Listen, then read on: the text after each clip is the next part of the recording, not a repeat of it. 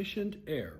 In this lesson, we will be building upon some of the concepts that we introduced in lesson 1 in terms of breathing. How to use your air well and efficiently, and how to keep a good, solid, and consistent air core, as I like to call it, while you are playing. First, we're going to talk about what habits you want to build during this stage of the course. We want to first consider when and why and how we set our embouchure in the course of the breath. So when I'm about to play, if I have an attack coming up, an entrance in the music that's coming up, the first thing I'm going to do is put the horn in my face and set my chops for the note that's coming up. Okay? I put it up. Let's say I have a C on the staff.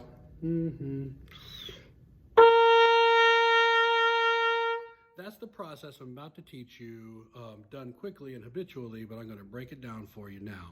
So my chops are first set, ready for the note before I breathe.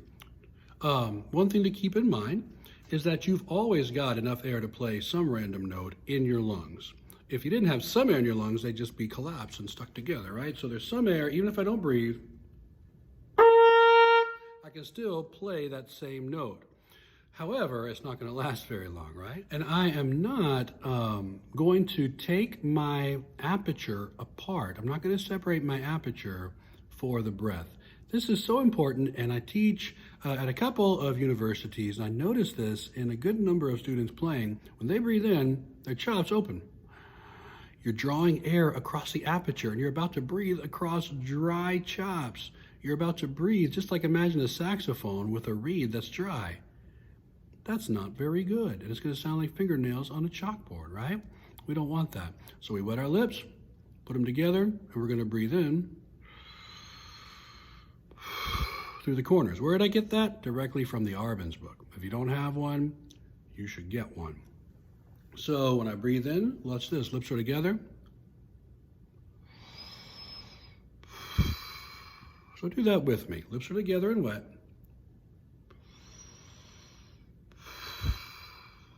Two more times. Once more.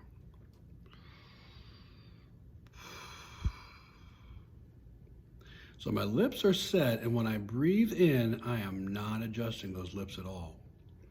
And I'm breathing in through my corners so that can be the case, literally be the case. Now, why am I doing that? I'm doing that because we never want to hold our air in. If I were to take this breath, then put my horn up to my face, there's all this time that I am keeping the air pent up in my lungs, and I'm holding it in with my neck. Now, I've taught this in a previous video before. That's called the Valsalva maneuver. Vocalists deal with this as well. When I breathe in, now I want to hold it, I don't want to let it out, right? I've engaged these muscles. There is no way to fully relax these muscles unless I expel all of the air and breathe in again. You can't, once you're at that point, relax it and then go on with a well-played line of music. Just can't happen. It's a physical thing. It's just built into us. And so you want to make sure that you're either breathing in or you're breathing out. There's no in between. You're breathing in and you release the air right away. That's why you must have as much done and ready to go as possible before you take the breath. Chops are in place. Fingers are in place. We'll talk more about that on efficient fingering a couple lessons down the road.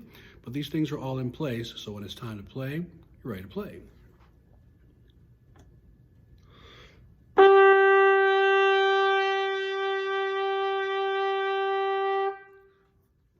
And so that was an A. So we build habits, and now we want to be intentional. Remember, everything that we practice, everything we do, fundamentally, we want to have an intentional thing that we're trying to fix, something that we are trying to make better right now. It's never enough to just go through your fundamental routine. Play your Clark studies, right? Play your Schlossberg exercises, play your Arbenz technical stuff, whatever it is you're working on, play the music from band or the gig that's tomorrow. You want to be working on something in particular.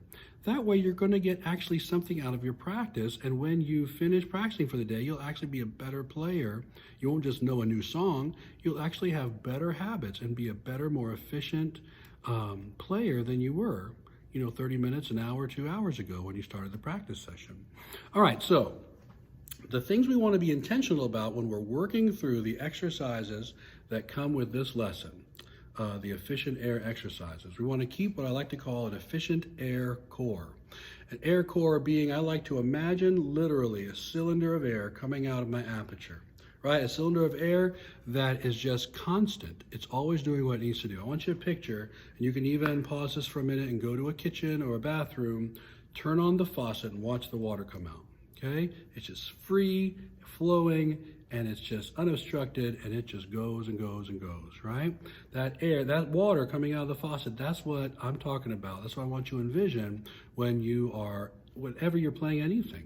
I want that to be the basis of your airstream, or I like to call air core. Also, we're going to minimize our throat movement. Regardless of how much we're moving around, the more this moves, the less efficient we're being, right? The more we're changing here, we're going to change the syllable that the people's ears that are listening to you are hearing, first of all. And also, we're going to have all of these variables. We're not going to know exactly what a particular note needs to feel like if this is always being altered at the base of the tongue down here, and opening and closing and all this kind of thing. Stay relaxed. Let the water come out of the faucet. Let the air core just come through the aperture. And finally, just to sum that up, is to stay open and relaxed. So when you're working through these exercises, the point again is not simply just go through the exercises. That's not going to do you much good. You'll know some new exercises if that's what you do. You take number one, you take the first line and you work on it. If you feel yourself closing up, stop. Reassess. Consider the bullet points that are on the PDF that goes with this lesson. Okay, what am I not employing? Where is my problem?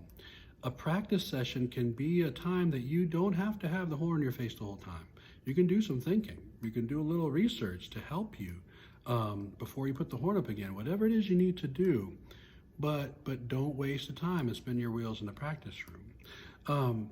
So conceptually, finally, we have our habits we want to build. We have the intentions that we want to have when we're practicing, but the concept that I want you considering. One thing that I like to think of is that the air core is holding up my trumpet. So when I'm playing,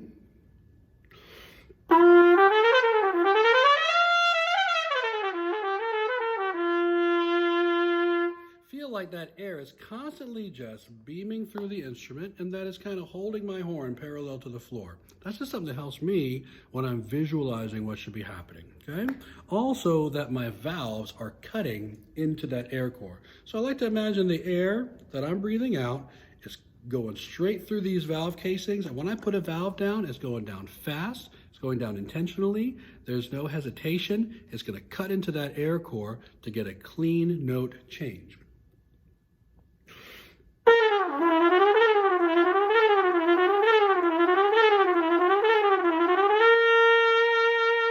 It's nice and crisp, right? So the valves are cutting into that air core. All right, so I want to play for you one or two of the exercises that you will be practicing on your own and with the practice along video that accompanies this lesson 2 video. This one is called Clean Technique Lesson 2 is the name of the PDF that is in the module for Lesson 2. And the first one is simply trying to keep a consistent stream through the distance of a half step. So I play the first note with a fermata. When I feel like that's going well, I start in a relaxed way changing notes. Let me show you what I mean.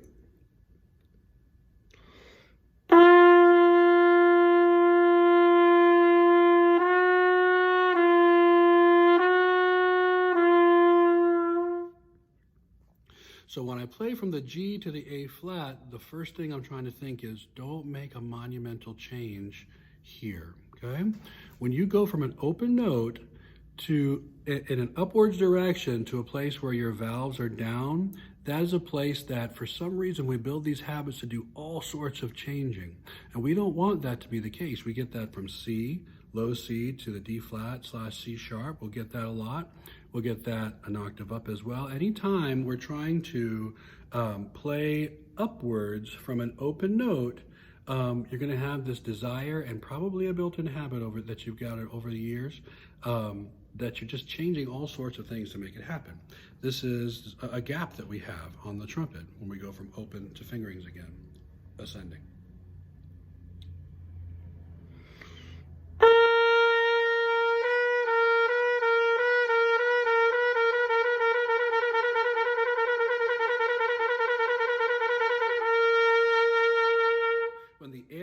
is solid and I'm not changing and trying to manipulate it like some kind of snake or something, when the air core is solid, I can trill these intricate trills, and even not just one valve trills.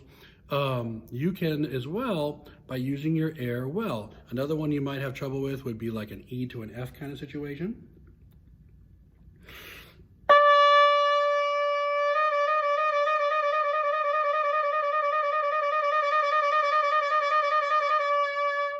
About the air core, right? But that is something that you want to practice and develop over the course of these simple exercises. So build the habits, your chops are set, you breathe in through your corners and you don't hold the air. Be intentional. Keep a consistent air core, minimize throat movement, and stay open and relaxed. And then the concept is that your valves are cutting into the air core and that air core is holding the horn up, okay? Hope that's been helpful for you, and I'll see you in lesson 3.